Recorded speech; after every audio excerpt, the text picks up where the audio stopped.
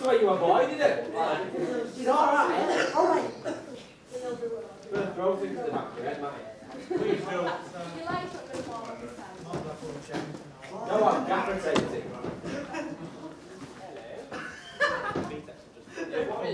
Wow.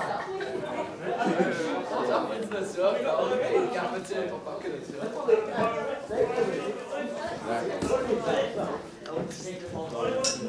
Oh, no, 6 to go. We found Paul as well, he's going to come and watch. Andy, why are these chairs on your one leg? You're standing up and sitting on. Exactly. Never mind. Come on. This way.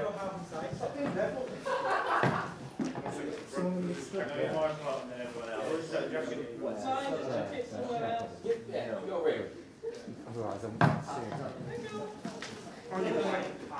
Something else you've done. Right guys, so what this is the first year's media project, so some of you have kind of seen it, you'll see if it's any different today, it might be a little bit different. And they've been working on it for about 4 weeks, 5 weeks, About 4 hours, whatever.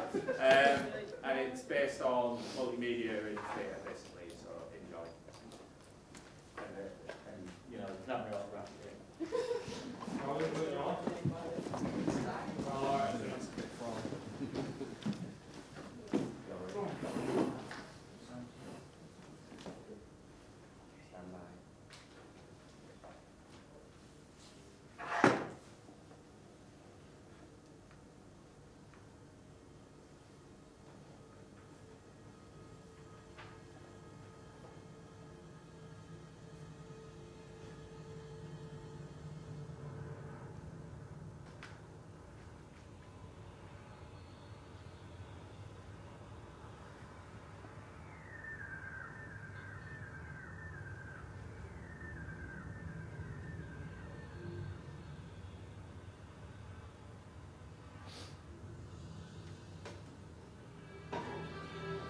Twelfth of August.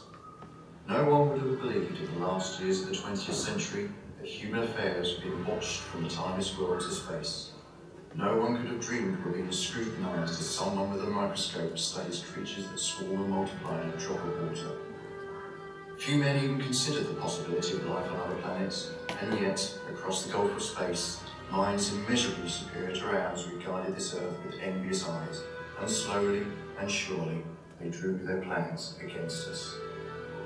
At midnight, a huge mass of luminous gas erupted from Mars and sped towards Earth. Across 200 million miles of void, it came visibly hurtling towards us. The first of the missiles that have brought so many calamities to Earth. As I watched, there was another jet of gas. It was another missile, starting on its way, and that's how it was for the next 10 nights. A flare spurting out from Mars, bright green, drawing a green mist behind it, a beautiful but somehow disturbing sight. Ogilvy, the astronomer, assured the waiting press we were in no danger. He made the following statement. There is no need for panic.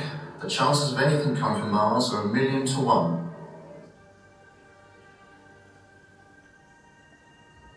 15th of August. Then came the night the first missile approached Earth. It was thought to be an ordinary falling star. The next day there was a huge crater in the middle of the common. A cylinder, 30 yards across, lay in the base of the crater. It glowed hot, and there were faint sounds of movement coming from within. Suddenly the top began moving, rotating, unscrewing, and a great heat emitted from the cylinder. It seems totally incredible to me now that everyone spent that evening as though it was just like any other. A crowd gathered on the common, hypnotised by the unscrewing of the cylinder. 2 feet of shiny screw projected when suddenly the lid fell off. 2 luminous disc-like eyes appeared above the rim. A huge rounded bolt, larger than a bear, rose up slowly, glistening like wet leather. Its lipless mouth quivered and slavered, and snake-like tentacles writhed as the clumsy body heaved and pulsated. A tall funnel rose. Then an invisible ray of heat leapt from man to man, and there was a bright glare as each was instantly turned to fire. Every tree and bush became a mass of flames at the touch of this savage, unearthly heat ray. People clawed their way off the common, and I ran too. I felt I was being toyed with, that when I was on the very edge of safety, this mysterious death would leap after me and strike me down. At last I reached Maybury Hill, and in the dim corners of my home I wrote an account before I sank into a restless, haunted sleep.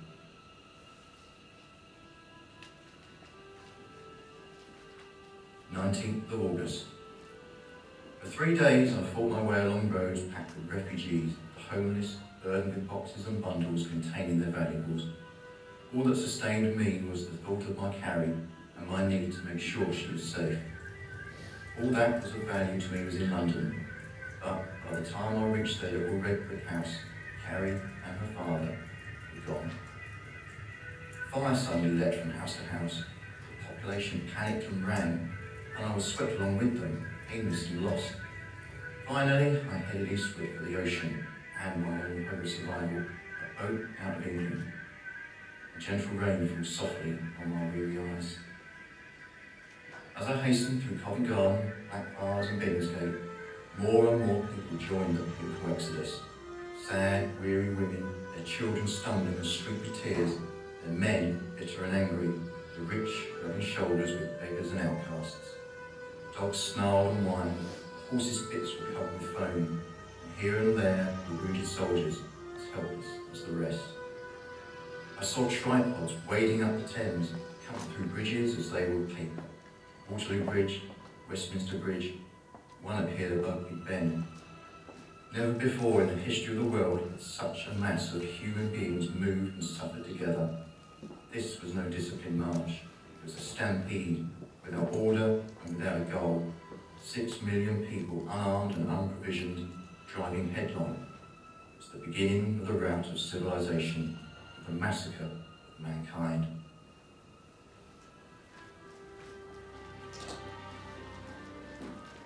August 20th.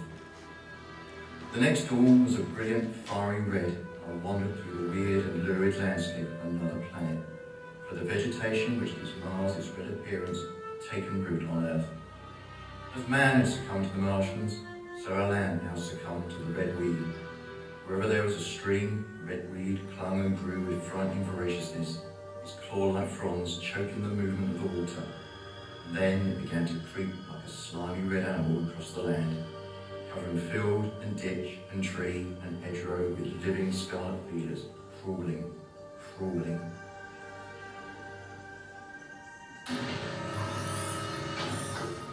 August 24th. The Martians have spent the night making a new machine. It was a squat metallic spider with huge articulated claws, but it too had a hood in which a Martian sat. I watched it pursuing some people across the field, caught them nimbly and tossed them into a great metal basket on his back. Then, from the vantage of the crumbled old cottage, I saw the Martians eating. Inside the hood of their new machine, they were draining the flesh, the living blood of men and women, and injecting it into their own veins.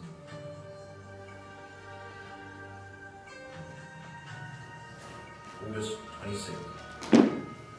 I was on my way to London, through towns and villages that were blackened ruins, totally silent, desolate and deserted.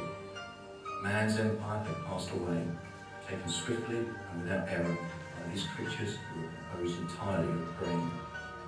Unhampered by the complex systems which make up man, they made and used different bodies according to their needs. They never tired, never slept, and never suffered, having long since eliminated from their planet bacteria which cause all fevers and other morbidities.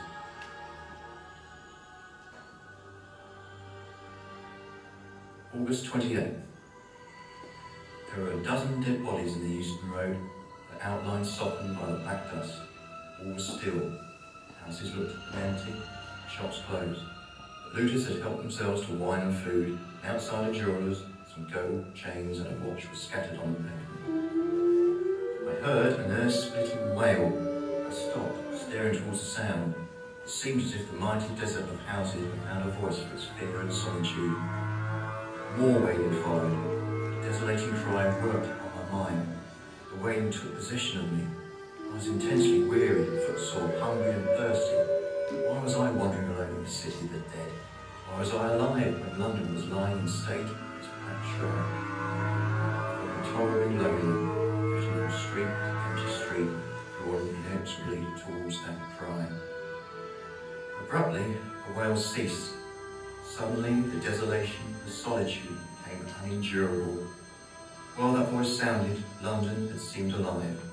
Now suddenly, there was a change, a passing of something, and all that remained was physical quiet. I scrambled up to the crest of Primrose Hill, and the Martians' camp was below me. A mighty space it was, and scattered about it in the overturned machines were the Martians, dead, slain.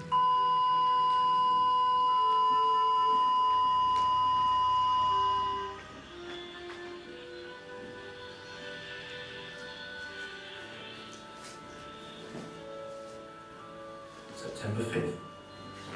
Later, when their bodies were examined in the laboratories, it was found that they were killed by the putrefactive and diseased bacteria against which their systems were unprepared. Slain, after all man's defences had failed, by the humblest thing that God in his wisdom had put upon this earth. Directly after the invaders had arrived and drank and fed, our microscopic allies attacked them. From that moment, they were doomed. The torment was ended. People scattered over the country, desperate, leaderless, starved. The thousands who had fled would return. The pulse of life, growing stronger and stronger, would beat again.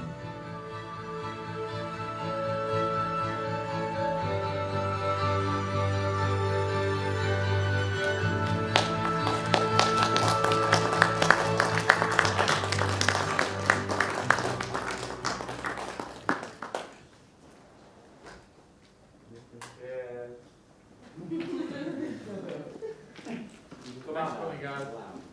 Oh, that's delicious. Take